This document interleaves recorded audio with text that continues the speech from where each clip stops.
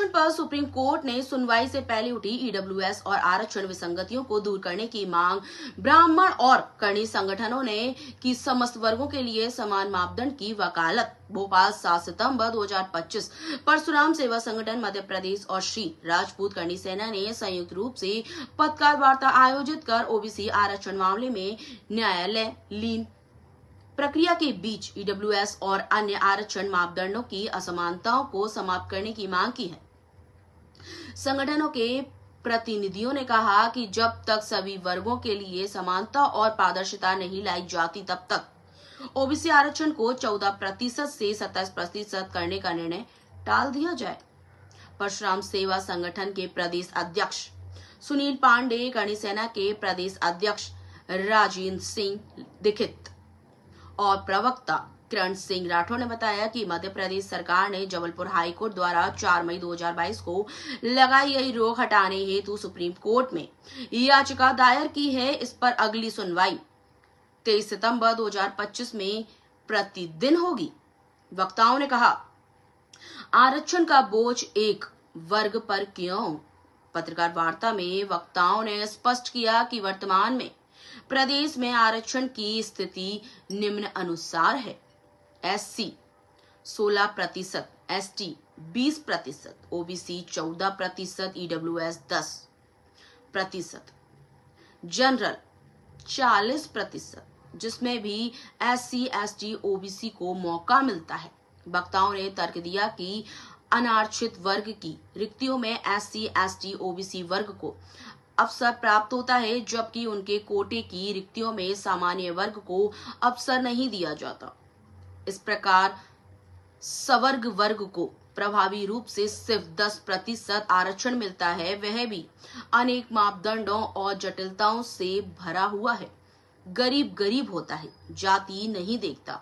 वक्ताओं की एक स्वर में मांग। वक्ताओं ने कहा कि सरकार गरीबी को जातिगत आधार पर नहीं बल्कि समान आर्थिक मापदंडों पर परिभाषित करे। यदि किसी भी वर्ग के गरीब का आरक्षण का लाभ मिलना है तो सभी गरीबों को समान रूप से लाभ मिलना चाहिए। राजनीतिक लाभ के लिए आरक्षण का दुरुपयोग। वक्ताओं ने यह भी आरोप लगाया कि वर्तमान में कांग्रेस और भाजपा दोनों ही राजनीतिक दल ओबीसी आरक्षण का श्रेय लेने की होड़ में लगे हैं, जबकि सवर्ण, एससी और एसटी वर्गों की आवश्यकताओं की अनदेखी की जा रही है। उन्होंने कहा कि यह राजनीतिक वोट बैंक को प्रभावित करने का प्रयास मात्र है, न कि सामाजिक न्याय को सुनिश्चित करने की पहल। उपस्थित प्रमुख सदस्य इस अवसर पर परशुराम सेवा संगठन एवं करणी सेना के कई पदाधिकारी उपस्थित रहे, जिनमें प्रमुख रूप से शामिल थे शिव कुमार शुक्ला, ओम प्रकाश मिश्रा, ज्ञान त्रिपाठी, सुरेंद्र कुमार शर्मा, अजय महासचिव, ब्रिजेश द्विवेदी, कोषाध्यक्ष विजय शास्त्री, अवधेश प्रसाद तिवारी, पूर्व सांसद प्रतिनिधि पंकज दुबे और ओम दीवान। 27% पर लगी रोक हटाने के लिए जो 23 तारीख से नियमित सुनवाई शुरू हो रही है, उसके संबंध में हाल ही में प्रदेश के मुखिया ने विपक्ष के साथ एक बैठक करके एक सहमति पत्र, संकल्प पत्र जारी किया और उसमें ये संकल्प लिया गया सारे राजनीतिक दलों के ने कि हम इस 27% पर लगी रोक हटाने के लिए सुप्रीम कोर्ट में सहमति देंगे। इसका तात्पर्य ये है कि मध्य प्रदेश का सवर्ण, मध्य प्रदेश में जो सवर्ण हमारे छात्र छात्राएं हैं, जो सवर्ण बच्चे यूपीएससी और दीगर परीक्षाओं में पार्टिसिपेट कर रहे हैं या कर चुके हैं, उनका भविष्य का क्या? इसके लिए भी एक सर्वदलीय बैठक माननीय मुख्यमंत्री जी को बुलानी चाहिए और उस बात को, हमारी इस मांग को स्पष्ट करना चाहिए। हमारे साथ हमारे करणी सेना के प्रदेश अध्यक्ष सम्मानीय सहेंद्र सिंह दीक्षित जी भी हैं और प्रदेश प्रवक्ता बहन किरण सिंह जी राठौड़ भी हैं। और भी सामाजिक संगठनों से निरंतर चर्चा चल रही है और इस मांग को हम विनम्रता के साथ माननीय मुख्यमंत्री जी के समक्ष रखना चाहते हैं। यदि एक सर्वदलीय बैठक ओबीसी आरक्षण के लिए की रोक हटाने के लिए बुलाई जा सकती है तो प्रदेश के सवर्ण छात्र छात्राओं उनके परिवारों के लिए भी कम से कम उनके भविष्य के लिए किसी योजना के लिए एक सर्वदलीय बैठक बुलाने का मेहरबानी करें, कृपा करें और ये स्पष्ट करें कि इन सवर्णों का के बच्चों का भविष्य क्या होने वाला है। मुझे व्यक्तिगत रूप से ये लगता है कि सरकार को और विपक्ष को दोनों को किसी भी तरीके से इस आरक्षण से कोई लेना देना नहीं है। ये सिर्फ राजनीतिक वोट के लिए बुलाई जा रही कार्यक्रम है। श्री उमंग सिंघार के परिवार को आरक्षण मिले, कहां तक जायज है। श्री माननीय मुख्यमंत्री जी के जिस समाज से आते हैं उनके परिवार को आरक्षण मिले, ये कहां तक जायज है।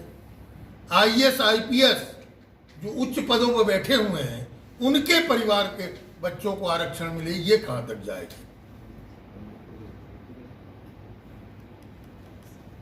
मेरा अनुरोध है कि इस विषय पर सरकार ईडब्ल्यूएस के मापदंडों को अन्य समाजों को जो आरक्षण दिया गया है उस पर लागू किया जाए, हमारा पक्ष सुना जाए और उसके बाद इस पर कोई निर्णय लिया जाए। ठीक है। सेना का प्रदेश अध्यक्ष मध्य प्रदेश सहेंद्र सिंह दीक्षित जी, आदेश करिएगा। सर, आज प्रेस कॉन्फ्रेंस बुलाई है, क्या कुछ विषय है जिसको लेकर आज आप प्रेस कॉन्फ्रेंस कर रहे हैं? देखिए, आप लोग देख रहे हैं कि बाबा साहब अंबेडकर जी ने एक समानता लाने के लिए 10 साल के लिए आरक्षण लागू किया था और ये कहा था कि ये जो आरक्षण मैं दे रहा हूं ये देश को सामान्य स्थिति में लाने के लिए दे रहा हूं। उन्होंने ये नहीं कहा था कि इसको आप वोट बैंक की राजनीति बना लो। आज पक्ष हो या विपक्ष हो, आप दोनों को देखिए, वो सिर्फ और सिर्फ राजनीति के चक्कर में इस आरक्षण को बढ़ाते ही जा रहे। कब तक भाई, कब तक ऐसे ही इस मध्य प्रदेश के श्रवण समाज को आप लोग नीचे ले जाने में, गर्द में ले जाने की कोशिश करोगे? कब तक दबाओगे? आज आप देखिए ये 27% का जो मामला चल रहा है, आप समझिए इस चीज को कि क्या श्रवण वर्ग के बच्चों को अधिकार नहीं है? एक 96% लाने वाले व्यक्ति को कहते हो कि 97 का कटआउट है और एक 37% वाले को उठा के दे देते हो नौकरी के लिए, भैया तेरी नौकरी लग गई। आप समझिए जिनके परिवार में ऑलरेडी एक बार आरक्षण का लाभ मिल चुका है, क्या उन्हें आवश्यकता है आरक्षण की? कहीं से कहीं तक नहीं है। जो कलेक्टर का लड़का है, जो तहसीलदार का लड़का है, जिनके भी घर परिवार से एक व्यक्ति सरकारी नौकरी में है, क्या उनमें से किसी को भी आरक्षण की जरूरत है? हमारे भारत देश में आज जो परिस्थितियां हो रही हैं, पूरे भारत की बात करूं, जो परिस्थितियां हो रही हैं, तरीके से बांट के रख दिया है कि हर प्रदेश अपने स्तर पे राजनीति कर रहा है। केंद्र सरकार का क्या रोल है? केंद्र सरकार क्या ध्यान दे रही है? सिर्फ इस आरक्षण की लड़ाई को लेके कुछ कर पा रही है? नहीं कर पाएंगे। क्यों? इनको अपनी सरकारें बचानी है, इनको सत्ता में बैठना है। जो विपक्ष में बैठे उनको सत्ता में आना है, इसलिए किसी का मुंह नहीं खुल रहा है। देखिए, हम लोग को तो कहते हैं कि ये बोलते ही उल्टा है। कब तक बोलेंगे ही? जब तक नहीं सुनोगे तब तक बोलेंगे। हमारा काम ही है बोलना। कोई तो आएगा, कोई तो आवाज उठाएगा। कितनी बार दबा लोगे? तुम ये 27% लागू करने के फिराक में बैठे हो। अरे भाई, ओबीसी भी मेरे भाई हैं, एसटी एससी भी मेरे भाई हैं। जो आर्थिक आधार पे कमजोर है, जिनको तकलीफ है, उनको सामने लाओ, उनको दो ना। कलेक्टर के लड़के को क्या आरक्षण की जरूरत है? माननीय मुख्यमंत्री जी के लड़के को क्या आरक्षण की जरूरत है? नहीं है। उमन सिंघार जी, दादा भाई ने भी कहा, उमन सिंघार के बच्चे को क्या जरूरत है आरक्षण की? विपक्ष में बैठे हैं, बड़े नेता हैं, हर तरीके से सक्षम है।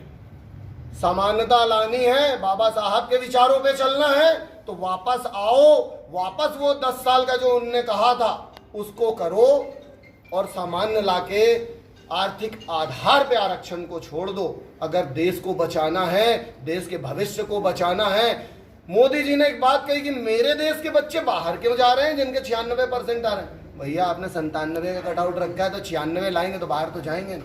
बाहर वाले उनको पूछ रहे हैं, बाहर वो अच्छी नौकरी कर रहे हैं। आज आप अगर पता करेंगे तो विदेश में बहुत सारे ऐसे हमारे भारतीय नागरिक हैं जो वहां भी मंत्री बन के बैठे हैं।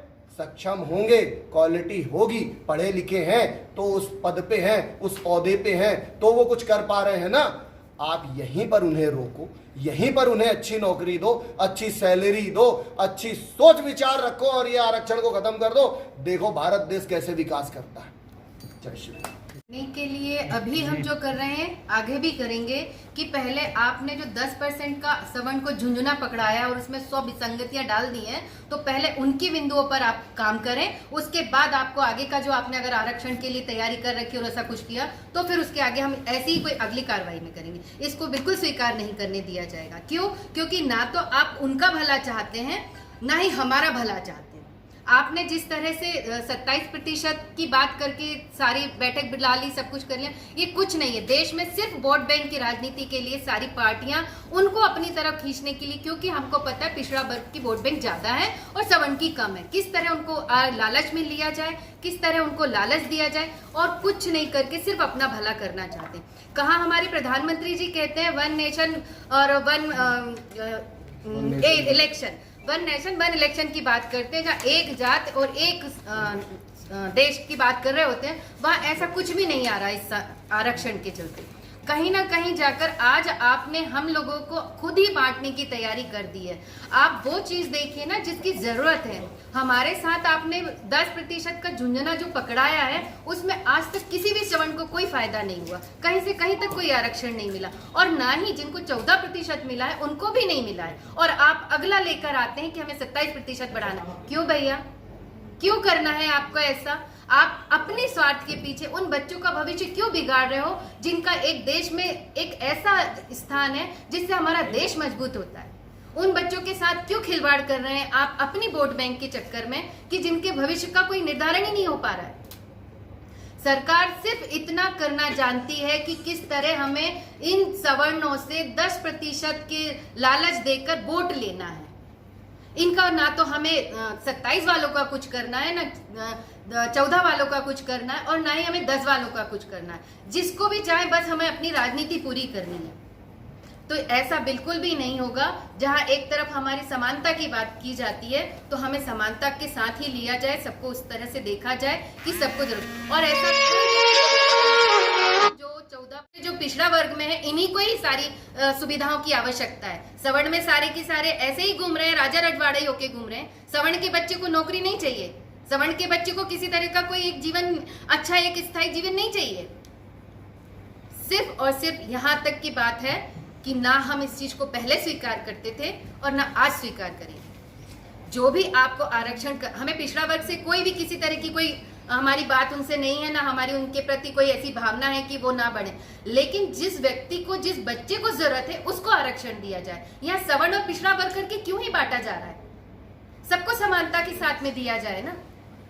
आज तो वैसे भी कोई ऐसा बच्चा नहीं जो अपनी पुश्तैनी सारे जायदाद और संपत्ति का मालिक बन के बैठा। हर बच्चा अपने क्षेत्र में एक मेहनत करने निकला है।